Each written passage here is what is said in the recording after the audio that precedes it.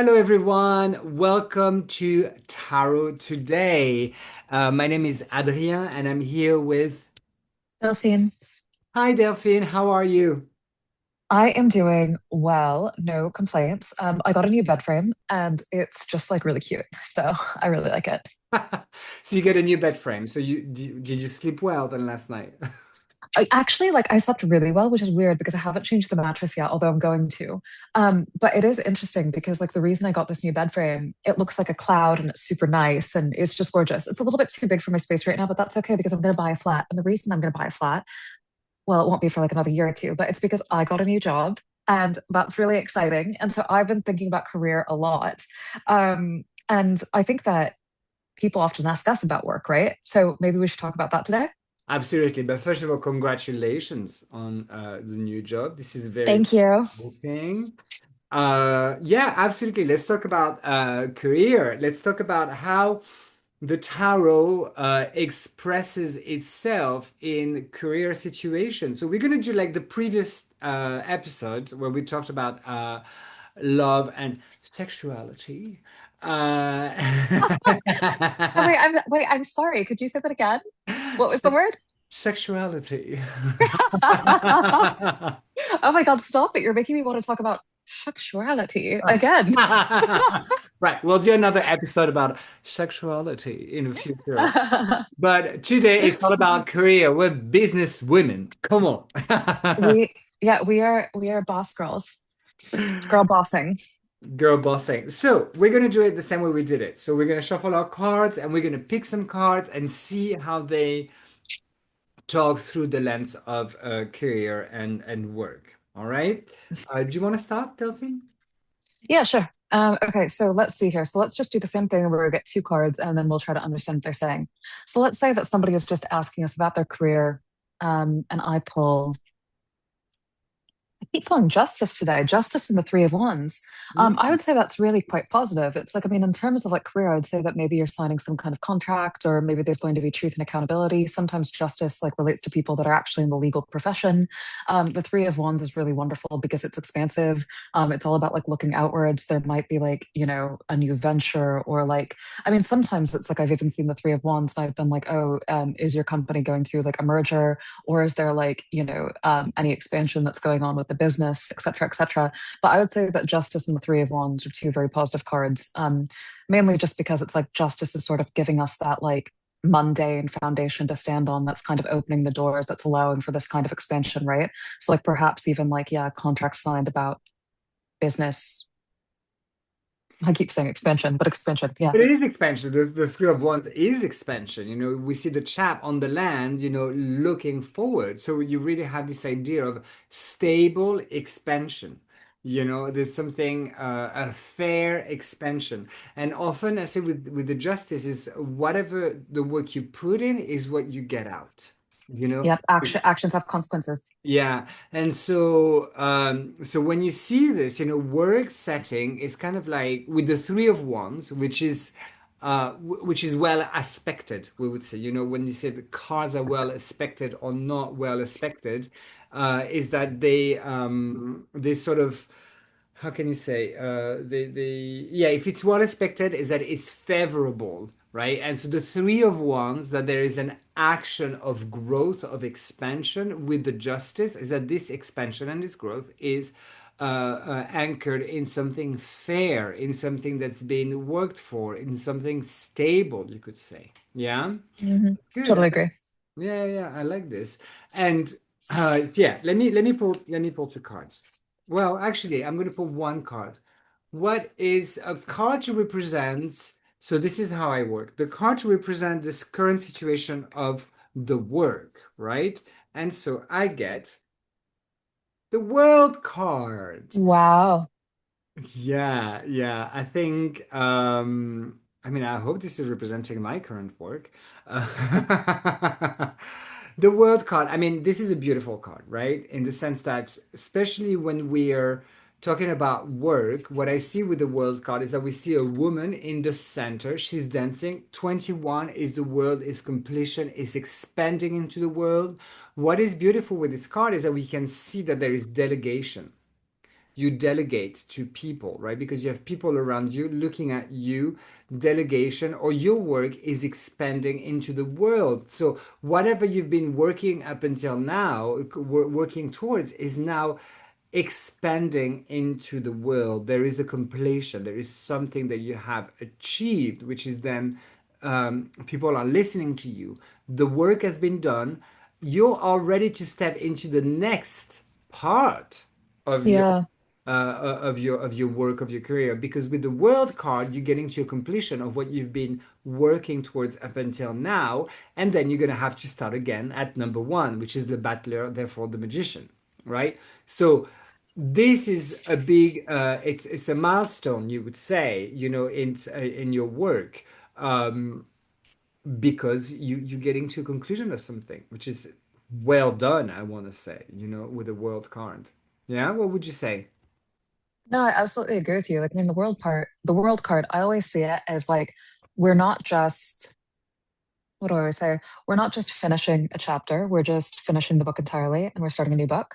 Yeah. So it's like, it's like when we finished, like, Harry Potter and the Chamber of Secrets, and then we can go on to Harry Potter and the Prisoner of Azkaban.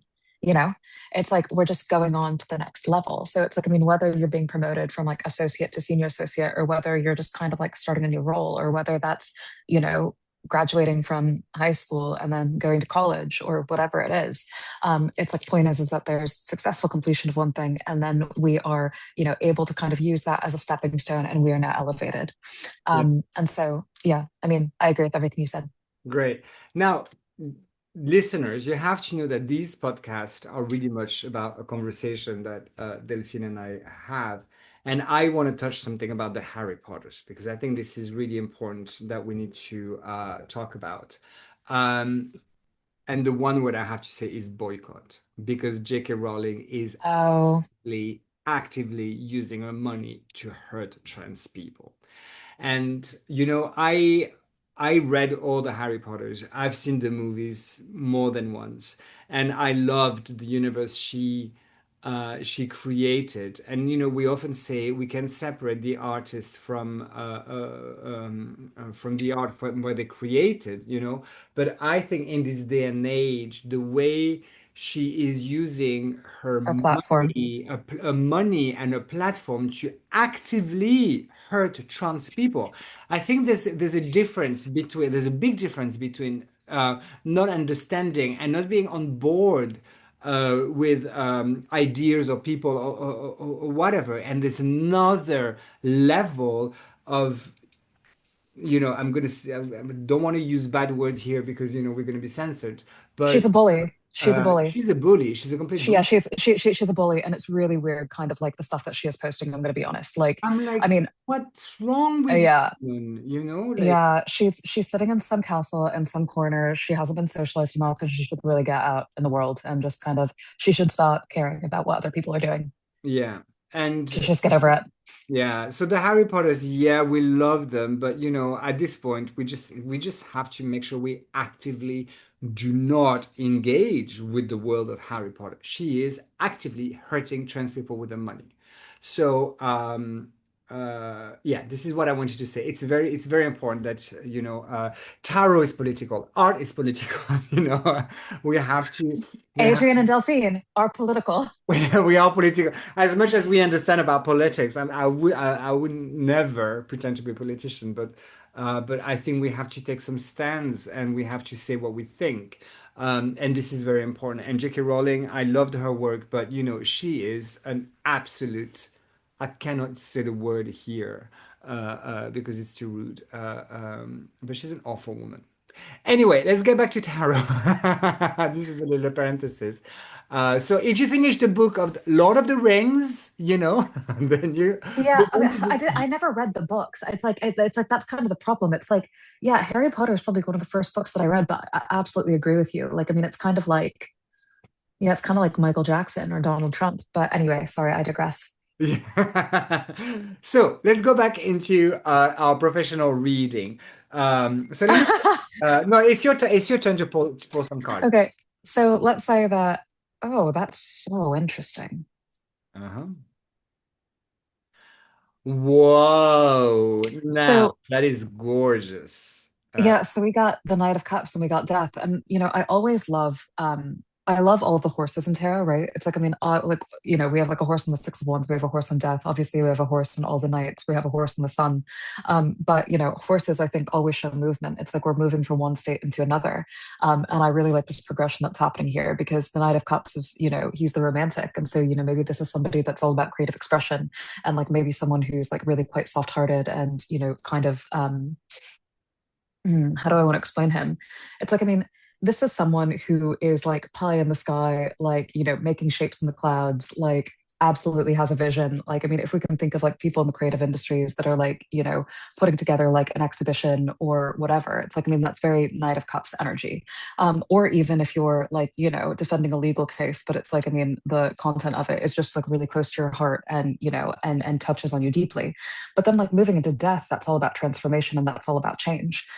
It's all about one thing changing into another. So I would say that maybe there's a sense of romanticism or like maybe a sense of like creativity or optimism that's kind of like being shifted or transforming into something else. I don't see it as overtly or inherently negative, but I am seeing that a motivation or like a guiding factor, the Knight of Cups, is transforming into something else. And because with these two cards I would always pull something else. I pull so many cards. You should see me do a Celtic cross. I'll pull up 20 cards. So then we have the King of Pentacles. So this is really interesting. I would definitely say that this is speaking to the evolution of somebody's emotional state or just kind of how they're showing up at work. So maybe perhaps we had somebody that was maybe, I don't want to say naive because I don't necessarily think that the Knight of Cups is naive, but it's like definitely somebody that's coming from the heart. But then that transforms into somebody that like becomes a little bit more mature, steady, practical, like, more concerned about just kind of like the outward generation of wealth. So maybe this is like, I mean, maybe this could be pointing towards somebody that's like, a musician that like, loved playing in cafes and et cetera, et cetera. But then they go ahead and they shift everything and they're like, well, actually, I'm just going to go into finance now because I need to make some dollars and, move forward with my life or whatever. I Or mean, I'm that going could to, be, or I'm going to create a company where I hire musicians and I make money. no, very true. So is it a company where we're hiring musicians and making money? Three of Wands very well could be. Point is that there's an expansiveness. So maybe it's like, I mean, yeah, so maybe it is changing that soft-hearted approach and moving into something just more mature, genuine, reliable, resulting in an expansion of Yeah. those earthly qualities. So I love that, tarot is a visual language, right? And with the Knight of Cups and the Death card, we have exactly the same. So the horses are facing the same way and they're going in the same direction towards the right, right? So it looks like we have the knight with the cup, and then all of a sudden we have the skeleton in the armor, right? So we really have almost the same person, which is then changing his inner aspect, right? The armor remains the same, but this the persona is completely changing. So maybe this person is actually going into a completely different business to turn into the king of coins, and there is a real development here. It's very difficult not to look at it like a linear transformation, right? It's the tarot is kind of saying, no, no, no, this is how you got to look at it. There's no, it's not an association of two things. It's kind of like this is becoming this and it's becoming this, type of thing. Mhm. Beautiful. Love this example. Okay, let me pull another card. Okay.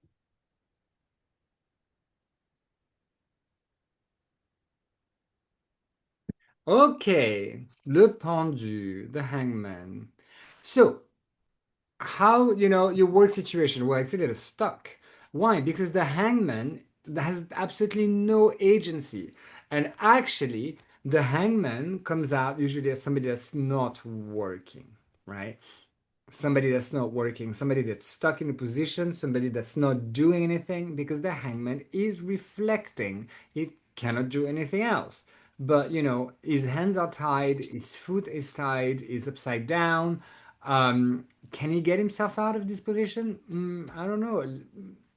You have the only way to get yourself out of this position is to accept the current position and to see world from a different angle. And once you've learned how to do this, then maybe you can come to release, right?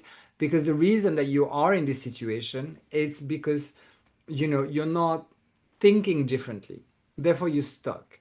So I think when this card comes up in a work situation, in general, it means that the work stops, right? Or that there is no work. And if somebody, this is when you need to have a conversation with your clients when they come. And this card comes up and you ask them, do you currently have a job or not? Because I see you as, not doing anything. And if they tell you, that they have a job, but they're, afraid for their position, and the hangman comes up, then they have a reason to be nervous about it. But the hangman is, it's not doing anything. It's not a card of action, therefore it's a card of unemployment, right? And so often I hear people say, oh yeah, but it's the sacrifice, it's the letting go, it's all this. Yeah, but what does it mean in a situation, a career situation, a work situation? The hangman stops. The hangman has to reflect. He doesn't choose to reflect. He has to reflect. It's being put there, right? It's almost like a punishment. He's being hung. Who did we hang? People used to get hung in some people in some countries. People are still being killed that way. Unfortunately, it's horrible.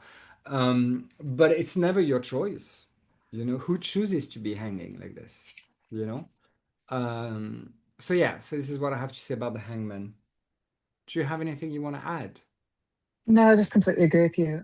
But it is interesting because the only other thing that I like to say about the Hanged Man is just that, especially in the Waitsmith, the figure has a yellow halo around his head, and so I always see it as like in its positive light, and it's more positive light at least, because of course there's a positive and negative side to every single card, but it's more positive light. It can be all about just seeing things from a different perspective and also just breaking patterns. Like I mean, it is the card of like sacrifice, but also just yeah, it's a shift in perspective as well. Yeah. Absolutely, it's a shift in perspective because you have to. You Yeah. absolutely have to. If you think about, the cards that were coming before, I mean, the Smith weight, we have the Wheel of Fortune, and then we have justice, the Hmm. pattern, recognizing, judging your pattern so you can think differently. In the Marseille deck, you have La Route Fortune, the Wheel of Fortune, and then you have the Strength card. They're being Smith weight switch them around, and so you have the pattern, the law of karma, so you can gain strength again, so you can see things from a different angle. So the Hangman is being put there, is being forced to rethink everything. Absolutely, Hmm. absolutely. Which cards did you get? That's full. Okay, so career. Mm.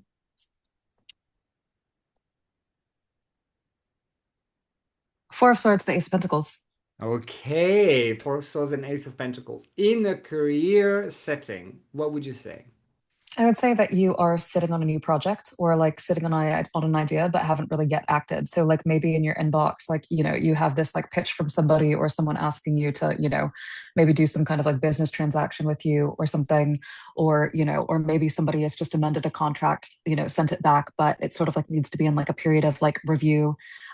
It could also, like, I mean, the Four of Swords could also just be like a strategic pause that somebody is taking. Sometimes like I would just see this as like, maybe it's bank holiday weekend and, people haven't like checked their emails yet, but it's kind of like sitting there. It'll be there when you get back. Um, you know, there's various different ways to interpret this. But I would definitely say that this is kind of like the Four of Swords and the Ace of Pentacles, I would say is like more alluding toward just kind of like a mundane sort of work situation that's just kind of sitting there, Yeah. like I love that you said sitting on a new project. That's brilliant. I love the way you used the Four of Swords, which is resting, therefore sitting, right? And the Ace mhm, of Pentacle, new project. And you associate these two. That's brilliant. You're creating a little sentence, right? Sitting on a new project. Love it. Fantastic. Straight to the point, very clear. All right. Let me pull a card myself now. Maybe our last one for the day. Oh, one just flew out. Le Battler, which is the magician. Now, Le Battler in the Marseille deck is not the mighty magician that you might see in the Smith Wave, right? It's more like um, a street juggler, right? So is the number one. So when we talk about career with this card means that a new job is starting, right? A new job starts. It's the number one. You've got everything on your table that you need to start the job. And if you don't really know how to do it, you gotta kind of like fake it. You're learning, you're starting a new job. Now, the number one does not give you a lot of financial security at this point because this is the beginning. He's young, is the start. But there is a job that's starting, that's for sure. When somebody comes to me with a question about work and the battler comes out, you can be sure that job is starting 100%. Do you want Love to it. put the last one? Yeah, come Yep. on. Let's do a last one. Let's do a last one. One more, one more. Okay. Oh, I got the devil, and I just feel like we always pull the devil, and I'm just kind of like, it's just like it's just like okay, we get it. Like okay. I just pulled the Knight of Cups again. Hold on. Sometimes, I mean, it's so interesting that in a deck of 78 cards, you can get the same cards over and over and over again. Okay, hold on. I'm really gonna shuffle. Hold on. Let me just. Okay. There you go. What did you I got the ten of Pentacles. So we have disclaimer. This is what happens. When Delphine and I get together, we record 2 episodes at a time, right? So we have enough episodes to provide for you guys. And the previous week's episode we recorded earlier today. So today, this is something we can talk about. Today we've had the same cards coming up a few times. The Devil, the Ten of Pentacles, the Knight of Cups, for the love and sex and sexuality, love and sexuality episodes, and the career episode. So it's quite interesting to have these cards that keep popping up. That obviously trying to tell Delphine something. So Okay, fine. So the devil and the ten of Pentacles. Let's just talk about those two cards. Let me ah, just so find the let's devil see again. how this affect the Devil and Ten of Pentacles. How does this apply to a career reading? So it's interesting because it's like, I mean, the devil is the card of Capricorn. It's the card of Saturn. It's the card of like materiality. And like fundamentally, if we take everything else away from the devil, it's the card of like attachment. And like in the Ten of Pentacles is about legacy. It's about wealth. It's about generation. It's like, I mean, if you can think of some kind of like, if you can think of like a family crest, or if you want to think of, again, the Rothschilds or whatever, right? Like, I mean, or just sort of like any like extremely rich family that's sort of like, they have this wealth that keeps on generating upon itself. Like, I mean, this is something that's long established, that's been there for a very, very long time. It's about tradition. And so it's like, I mean, to have both of these cards together, it's kind of like indicating that there is like a comfort with materiality and also a lot of success as well, is the way that I would read this. The devil is anything that binds us, right? And the Ten of Pentacles is very much about kind of like being bound. It's like, I mean, it's about things manifesting on the earthly realm, right? It's like, I mean, everything has come down and it has fully become manifest. I say that because, there's that tree of life there. Yeah. Um, and yeah, so ultimately, like, I mean, in a career reading, it's like, I mean, this is about something very stable. This is about a very long established firm. Like, I mean, if we want to think about like KPMG, right? If we want to think about Ernst Young, if we want to talk about Deloitte, if we want to think of like Google, right? Like, I mean, just kind of like it's almost woven into the fabric of everything we do, right? Or even like Apple or something like that. If we want to think Microsoft, like, I mean, it's this idea that there's a framework that exists that kind of connects into everything else. Yeah. Very, very, very good in a career reading. Yeah. The devil is always very good in a career reading. Sorry, had a lot to say. No, no, absolutely. And the devil, I think it's important to understand this when we use this system, the Smith-Waite system, it's important to understand the astrological associations, right? Because this deck was built like this, right? So the devil Capricorn, therefore ruled by Saturn. Saturn is the one that sort of materializes things, is the one that puts things together, the one that puts in the work, the one that's very it's the planet that really shape things up, right?